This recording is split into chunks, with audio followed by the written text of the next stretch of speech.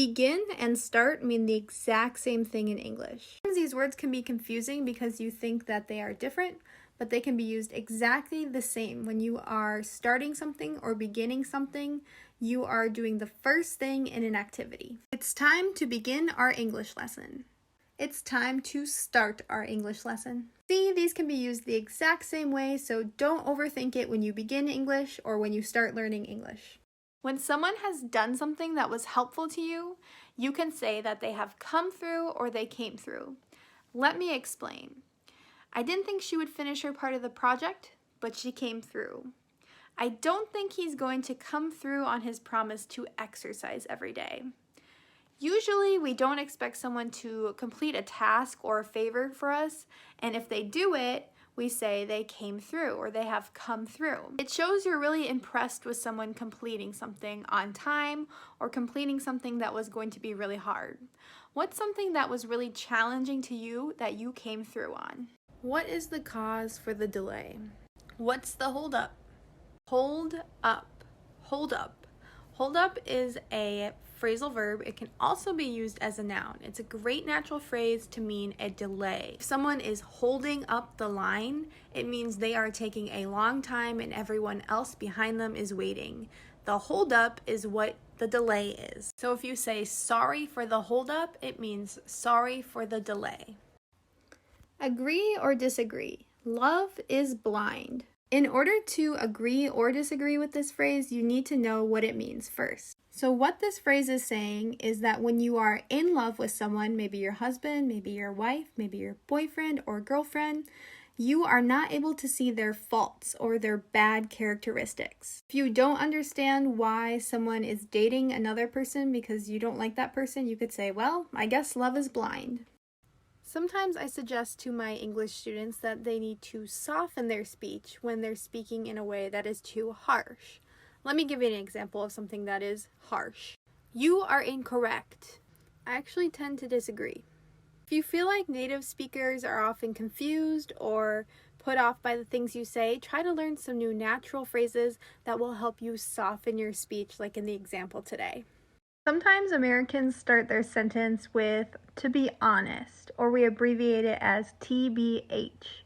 It just means we're going to tell the truth, and it might be offensive or it might be hurtful, but we're going to say it. Other phrases that mean the exact same thing are "I'm going to speak my mind," "quite frankly," "to tell you the truth," and "I'm not going to lie." My favorite phrase to say instead of "to be honest" is "real talk."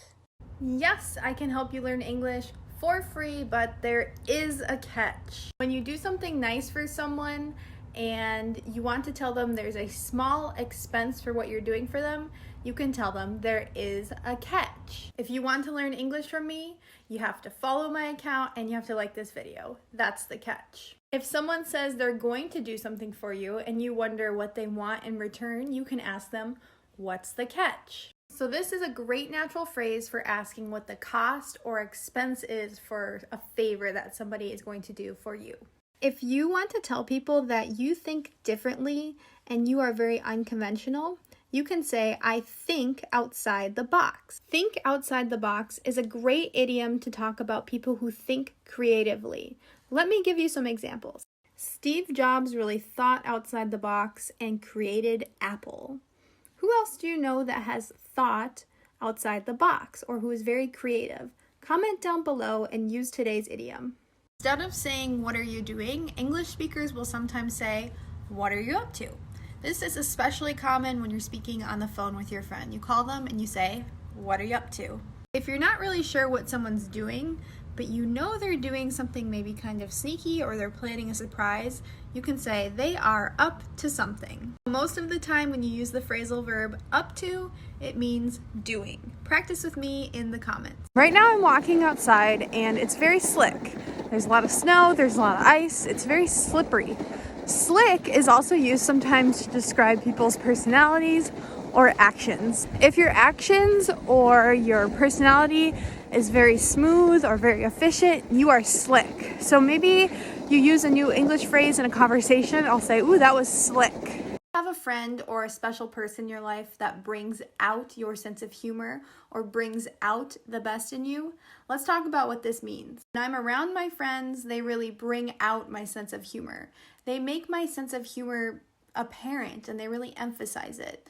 But when I'm by myself, I don't think I'm that funny. Some people, when they wear a certain color, it brings out their eyes, which means it really shows off their eyes and makes their eyes look nice. What do you stand for? Do you stand for equality? Do you stand for education? Do you stand for equal rights? The English phrasal verb I'll teach you today is stand for. When you stand for an idea or you stand for a principle, you think it's very important and others should fight for it to be important as well. I stand for many things, but personally as a teacher, I stand for everyone having access to education and children having equal access to great education. There are some topics of conversation that you should never bring up. When you say the phrase bring up in English, it means mention or talk about. For instance, you should never really talk about money, politics, or religion unless it's someone that you're really close with.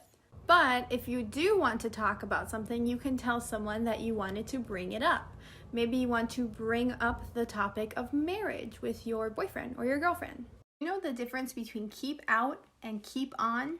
If you tell someone to keep out of your room, it means you do not want them to enter your room. When you tell someone to keep on, you want them to continue their actions. So don't be interrupted, keep on. Remember, if you tell someone to keep out, it means they are not allowed to enter.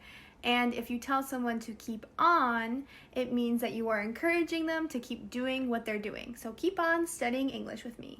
I'll say it once. If you want to sound like a native English speaker, do not say that you loathe something. Instead of saying things like, I loathe cats, or I loathe the beach, or I loathe doing homework, try these phrases instead.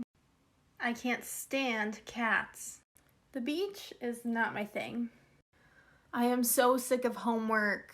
Hopefully this gives you an idea of how native English speakers, especially from the United States, really speak. Try these phrases out in the comments. Collective nouns are considered to be singular nouns, but they refer to a group of things. Let's look at some common food examples. A basket of fruit, a bunch of bananas, a dozen eggs, which means there's 12 eggs, a jar of pickles, and finally, my favorite, a box of chocolates. What other collective nouns do you know? Comment below. Her excuse was a total cop-out. She said she couldn't work today because she had to wash her dog.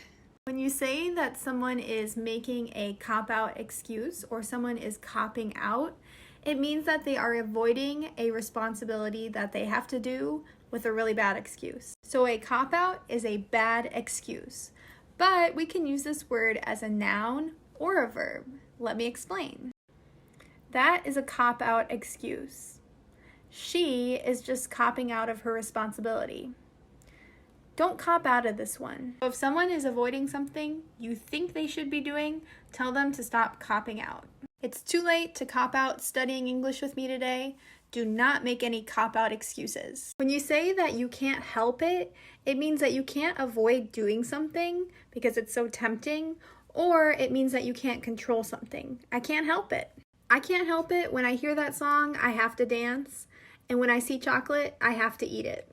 Remember, you can also say I can't help it when something is out of your control. So I can't help it if you don't study English. I can't help it if it rains today. If you can't avoid doing something or you can't control something, just say, I can't help it. Is there a difference between the English phrases I'm up for it and I'm down for it? Not really. You see, if you say you're up for something or down for something, it means you're willing to do it or you want to do it. Do you want to go to a movie tonight? I'm up for it. Do you want to get popcorn at the movie? I'm down for it. Saying you're up for it or you're down for it, they both mean the same thing. I'm down for it is a little bit more informal English, but if you're up for it, follow me for more English tips, and I am down to teach you more.